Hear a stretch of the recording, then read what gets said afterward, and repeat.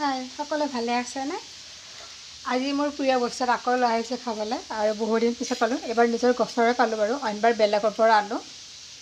আপোনাৰ এইটো হৈছে অমিতা গছৰ ফুল আৰু বেছি পোৱা নাই, ইমান কেইটামান পাইছোঁ। নিজৰ গছৰ অমিতা ফুল আৰু লগতে ফুল কম হ'ব যিহেতু, লগত আপোনাৰ এয়া আনিছোঁ অমিতা গছৰ পাত আৰু এইকেইটা মিক্স কৰি ভাজিম আলু দি। আৰু মোৰ প্ৰিয় বুলি নহয়, অকল আমাৰ ঘৰত চবৰে প্ৰিয় হয় আৰু এইটো মই খাই ভাল পাওঁ। আৰু আপোনালোকে খাই ভাল পায় নাপায় নাজানো, কোনোবাই যদি ভাল পায় জনাব।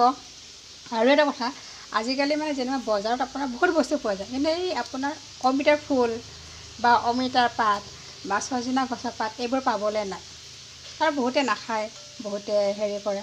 আৰু মোক কিছুমানে এনেকুৱা মানুহ আছে, মোক কিছুমানে কয় ঐ পইচা বচাইছ দেই। একচুৱেলি পইচা বচোৱা কথা নহয়, এইবোৰ যিহেতু আমাৰ শৰীৰৰ কাৰণে উপকাৰ, সেইটো কাৰণে মই খাই ভাল পাওঁ। হয়তো মই পইচা বচাবৰ কাৰণে নহয়, আৰু এইকেইটা সাজি পইচা বচাব পাৰি তেনেহ'লে যেনে বিল্ডিং বনালোঁ, গমেই পায় আমাৰ ঘৰ ভগা চিঙা ঘৰ যিহেতু। সেই বাৰু যিয়েই নহওক, মানুহে মনত যি আহে তাকেই কয় আৰু মানুহৰ মুখত কোনেনো সোপা দিব পাৰিব।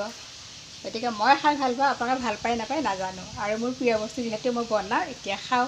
Bye bye.